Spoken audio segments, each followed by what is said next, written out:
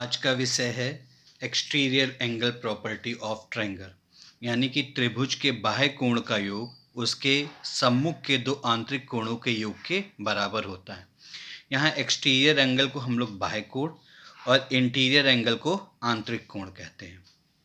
अब मान लेते हैं ये एक त्रिभुज है ABC, इसकी बेस को हमने आगे बढ़ाया तो यहाँ आपका ये वाला एंगल एक्सटीरियर एंगल है और एंगल A और एंगल B इंटीरियर एंगल है।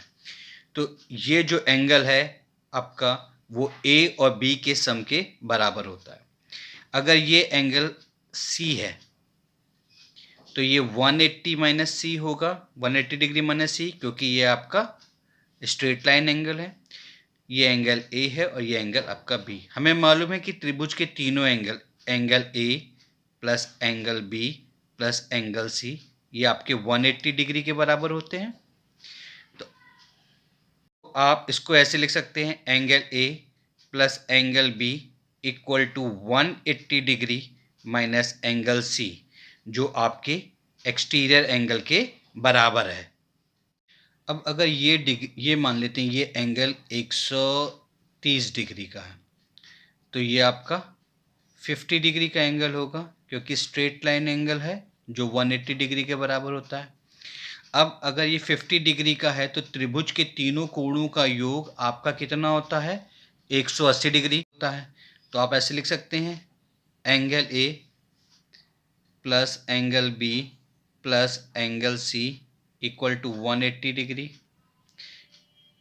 एंगल C आपका 50 डिग्री का है तो angle A plus angle B plus 50 degree equal to 180 degree.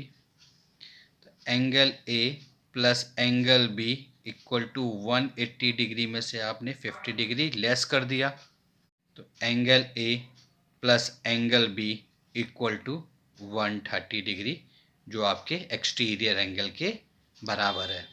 इसमें किस तरह के सवाल आते हैं अब ये देखते हैं। हो सकता है कि आपको एक एक्सटीरियर एंगल दिया हो और एक इंटीरियर एंगल दिया हो और दूसरा इंटीरियर एंगल आपको निकालना हो, तो यहाँ ये थ्योरम काम आ जाएगी। Angle A plus angle B equal to ये आपका 120 डिग्री के इक्वल होगा। आपका एंगल B A का मान निकालना है, एंगल B आपका 70 डिग्री का है, 120 डिग्री से इसको आप लेस कर देंगे तो angle A equal to 120 degree minus 70 degree equal to 50 degree. तो एंगल A का मान कितना हो जाएगा, 50 डिग्री हो जाएगा।